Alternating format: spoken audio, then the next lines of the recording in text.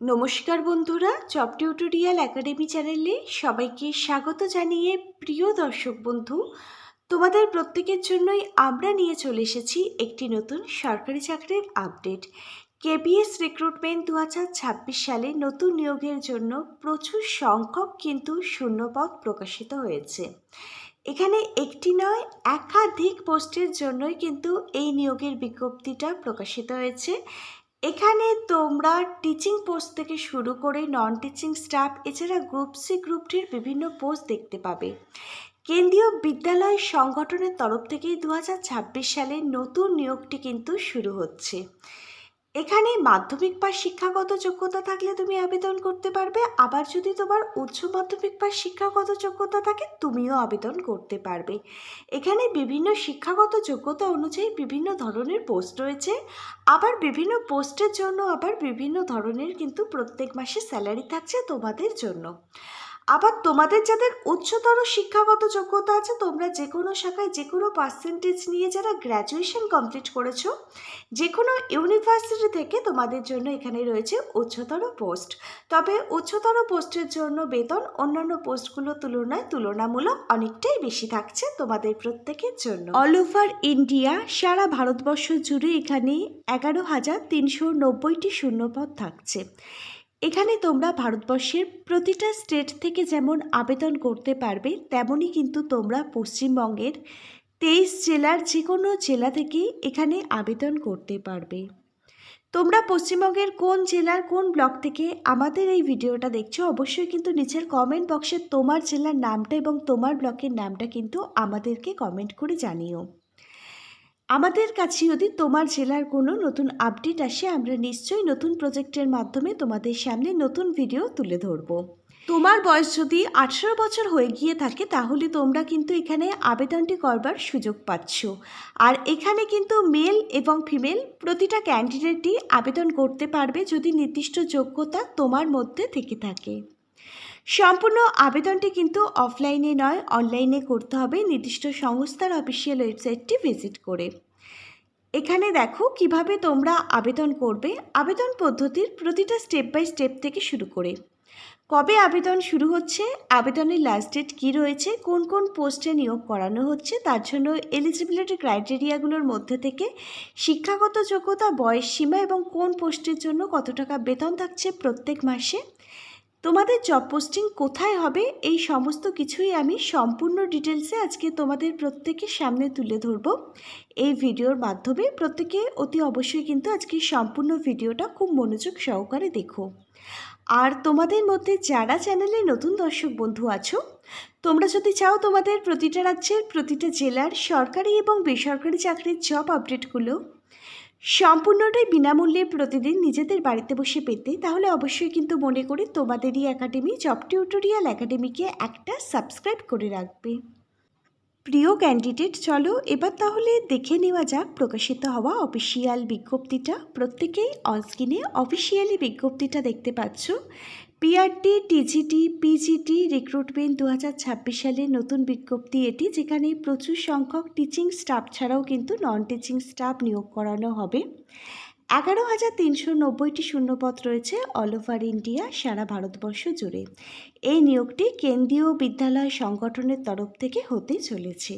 সম্পূর্ণ আবেদনটি অফিসিয়াল ওয়েবসাইটটি ভিজিট করে অনলাইনের মাধ্যমে করতে হবে। 25শে এপ্রিল 2026 থেকে অনলাইন আবেদন ফর্ম ফিল আপ শুরু হচ্ছে। কেন্দ্রীয় বিদ্যালয় সংগঠনের তরফ থেকে 2026 সালে কোন কোন পোস্টের জন্য নিয়োগ হতে চলেছে আমি এখানে পোস্ট ওয়াইজ লিস্টগুলো বলে দিচ্ছি, তোমরা একটু ভিডিওটা পজ করে দেখে নাও।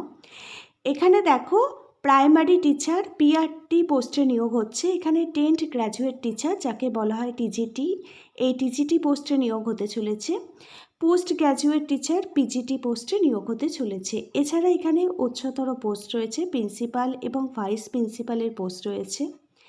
এছাড়াও এখানে লাইব্রেরিয়ানের পোস্ট রয়েছে, অ্যাসিস্ট্যান্ট সেকশন অফিসার যাকে এএসও বলা হয়, এই এএসও পোস্ট রয়েছে। এখানে জুনিয়র সেক্রেটারিয়েট অ্যাসিস্ট্যান্ট যাকে জেএসএ বলা হয়, এই পোস্টেও নিয়োগ হতে চলেছে। ফিন্যান্স অফিসার পোস্টে নিয়োগ হতে চলেছে, হিন্দি ট্রান্সলেটার। এছাড়া স্টেনোগ্রাফার গ্রেড 2 এই পোস্টের জন্যও কিন্তু নিয়োগ হতে চলেছে। প্রত্যেকটা পোস্ট নিয়েই আমি সম্পূর্ণ ডিটেলসে এক্সপ্লেন করব আজকের এই ভিডিওর মাধ্যমে। এবারে জেনে নেওয়া যাক, এখানে আবেদনটি করবার জন্য একজন যোগ্য আবেদনকারী ন্যূনতম বয়স থাকতে হবে 18 বছর। 18 বছর বয়স থেকে শুরু করে 30 বছর বয়স পর্যন্ত সকল জেনারেল ক্যাটাগরির ক্যান্ডিডেট পিআরটি পোস্টের জন্য আবেদন করতে পারবে। টিজিটি পোস্টে তুমি যদি আবেদন করতে চাও বয়স থাকতে হবে 21 থেকে 35 বছরের মধ্যে। পিজিটি পোস্টে তুমি যদি তোমার আবেদনটি করতে চাও বয়স থাকতে হবে 21 থেকে 40 বছরের মধ্যে। প্রিন্সিপাল পোস্টে তুমি যদি আবেদন করতে চাও তোমার বয়স থাকতে হবে 35 থেকে 50 বছরের মধ্যে। ভাইস প্রিন্সিপাল পোস্টে তুমি আবেদন করতে চাইলে তোমার বয়স থাকতে হবে 35 থেকে 45 বছরের মধ্যে। একটু তোমরা আজকের এই অফিসিয়ালি যে বিজ্ঞপ্তিটা আমি তোমাদের সঙ্গে আলোচনা করছি অনস্ক্রিনে একটু বিজ্ঞপ্তিটা ভালোভাবে নোটিস করো। এখানে কিন্তু মিনিমাম এজ প্রত্যেকটা পোস্টের জন্য কিন্তু 18 বছর নয়, বিভিন্ন পোস্ট অনুযায়ী মিনিমাম এজ কিন্তু বিভিন্ন ধরনের রয়েছে। আবেদন করবার আগে একটু দেখে নেবে, তোমরা তোমাদের বয়সটি হিসেব করতে পারবে এখানে 1 জানুয়ারি 2026 অনুযায়ী। আবার এখানে এজ রিল্যাক্সেশন বয়সের ছাড় রয়েছে। এসসি এসটি ক্যাটাগরির ক্যান্ডিডেটরা এখানে 5 বছর অতিরিক্ত বয়সের ছাড় পাবে। ওবিসি ক্যাটাগরির ক্যান্ডিডেটরা এখানে 3 বছর অতিরিক্ত বয়সের ছাড় পাবে। পিডাব্লিউডি ক্যাটাগরির ক্যান্ডিডেটরা এখানে 10 বছর অতিরিক্ত বয়সের ছাড় পাবে। এবারে আসা যাক এলিজিবিলিটি ক্রাইটেরিয়াগুলোর মধ্যে থেকে শিক্ষাগত যোগ্যতাটির প্রসঙ্গে। এখানে আবেদন করবার জন্য কি শিক্ষাগত যোগ্যতা থাকলে তোমরা তোমাদের আবেদনটি করতে পারবে। পিআরটি অর্থাৎ প্রাইমারি টিচার পোস্টে যদি আবেদন করতে চাও তোমাকে অবশ্যই উচ্চ মাধ্যমিক ক্লাস 12 পাস করতে হবে মিনিমাম 50% নাম্বার নিয়ে। এর সাথে তোমার যদি ডিএড অথবা বিএডের কোর্সটা কমপ্লিট করা থাকে, এছাড়াও তুমি যদি সিটেটের পেপার 1 পাস করে থাকো তুমি এখানে তোমার আবেদনটি করতে পারবে। এবার দেখো টিজিটি পোস্টে তুমি যদি আবেদন করতে চাও 10th গ্র্যাজুয়েট টিচার, এই পোস্টে আবেদন করবার জন্য তুমি যদি গ্র্যাজুয়েশন ডিগ্রি কমপ্লিট করে থাকো 50% নাম্বার নিয়ে তুমি আবেদন করতে পারবে। এর সঙ্গে যদি তোমার বিএডের কোর্সটা কমপ্লিট করা থাকে তুমি এখানে তোমার আবেদনটি করতে পারছো। এর সাথে যদি তোমার সিটেটের পেপার 2 যদি তোমার পাস করা থাকে তুমি আবেদন করতে পারবে টিজিটি 10th গ্র্যাজুয়েট টিচার এই পোস্টটির জন্য। এর পরবর্তী পোস্টটা দেখো পিজিটি পোস্ট গ্র্যাজুয়েট টিচার পোস্টে তুমি আবেদন করতে চাইলে তুমি যদি মাস্টার ডিগ্রি কমপ্লিট করে থাকো যে কোনো সাবজেক্ট নিয়ে, সঙ্গে যদি তোমার বিএডের কোর্সটা কমপ্লিট করা থাকে তুমি আবেদন করতে পারবে পিজিটি পোস্ট গ্র্যাজুয়েট টিচার এই পোস্টের জন্য। এখানে আবার প্রচুর সংখ্যক টিচিং পোস্ট ছাড়াও নন টিচিং পোস্ট এই পোস্টের জন্য কিন্তু ভ্যাকেন্সি রয়েছে। এই নন টিচিং স্টাফ এই পোস্টে আবেদন করবার জন্য তুমি যদি ব্যাচেলার ডিগ্রি শুধুমাত্র কমপ্লিট করে থাকো তুমি আবেদন করতে পারবে।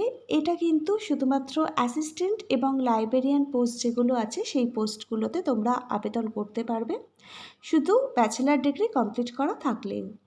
এই পোস্টগুলো হচ্ছে নন টিচিং পোস্ট।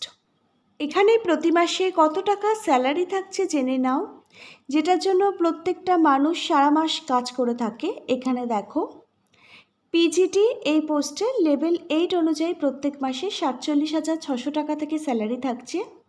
টিজিটি পোস্টের জন্য লেভেল 7 অনুযায়ী প্রত্যেক মাসে 44,900 টাকা পর্যন্ত স্যালারি থাকছে। পিআরটি পোস্টের জন্য প্রত্যেক মাসে লেভেল 6 অনুযায়ী প্রতি মাসে 35,400 টাকা থেকে স্যালারি থাকছে। প্রিন্সিপাল পোস্টের জন্য প্রত্যেক মাসে লেভেল 12 অনুযায়ী স্যালারি থাকছে 78,800 টাকা থেকে স্যালারি শুরু হচ্ছে। প্রিন্সিপাল পোস্টের জন্য ভাইস প্রিন্সিপাল পোস্টের জন্য লেভেল 10 অনুযায়ী প্রত্যেক মাসে 56,100 টাকা থেকে কিন্তু স্যালারি স্টার্ট হচ্ছে। যেহেতু এটি একটি সেন্ট্রাল গভর্নমেন্টের সরকারি চাকরির জন্য পার্মানেন্ট পোস্টের নতুন বিজ্ঞপ্তি, এখানে পার্মানেন্ট পোস্টের জন্য নিয়োগ করানো হবে। সেন্ট্রাল গভর্নমেন্টের চাকরির ক্ষেত্রে যে সমস্ত সুযোগ সুবিধাগুলো এমপ্লয়িরা পেয়ে থাকে এখানে প্রত্যেকটা সুযোগ সুবিধাই কিন্তু বেসিক পের সাথে অ্যাড হবে। ডিএ এইচআরএ টিএ এগুলো কিন্তু বেসিক পের সাথে প্রত্যেক মাসে অ্যাড হবে। তাহলে প্রত্যেক মাসে খুব ভালো মানের তোমাদের প্রত্যেকের জন্য স্যালারি থাকছে। কেন্দ্রীয় বিদ্যালয় সংগঠনের তরফ থেকে 2026 সালের যে বিজ্ঞপ্তিটা প্রকাশিত হয়েছে এবার জেনে নাও এখানে সিলেকশন প্রসেস অর্থাৎ নিয়োগ প্রক্রিয়া কী থাকছে তোমাদের জন্য। সবার প্রথমে রিটেন এক্সাম দিতে হবে, সিবিটি টেস্ট হবে, কম্পিউটার বেসড টেস্ট কিন্তু তোমাদের অনলাইনের মাধ্যমে দিতে হবে। কোন কোন সাবজেক্ট থেকে প্রশ্ন আসছে এবার দেখে নাও। জেনারেল ইংলিশ থেকে 10টা প্রশ্ন 10 নাম্বার, জেনারেল হিন্দি থেকে 10টা প্রশ্ন 10 নাম্বার, জেনারেল নলেজ এবং কারেন্ট অ্যাফেয়ার্স থেকে 10টা প্রশ্ন 10 নাম্বার, রিজনিং অ্যাবিলিটি থেকে 10টা প্রশ্ন 10 নাম্বার, কম্পিউটার লিটারেসি থেকে 10টা প্রশ্ন 10 নাম্বার, পেডাগগি এবং সাবজেক্ট কনসার্ন থেকে 80টা প্রশ্ন 80 নাম্বার, 130টা প্রশ্ন আসছে, 130 নাম্বার থাকছে। প্রতিটা বিষয় থেকে আমি গুরুত্বপূর্ণ বইগুলো ট্যাগ করে দিচ্ছি। প্রতিটা বই লিঙ্ক পেয়ে যাবে ভিডিওর ঠিক নিচে থাকা ডেসক্রিপশন বক্সে। এই বইগুলো থেকে তোমরা খুব সহজেই লিখিত পরীক্ষার জন্য বাড়িতে বসে কিন্তু প্রিপারেশন নিতে পারবে।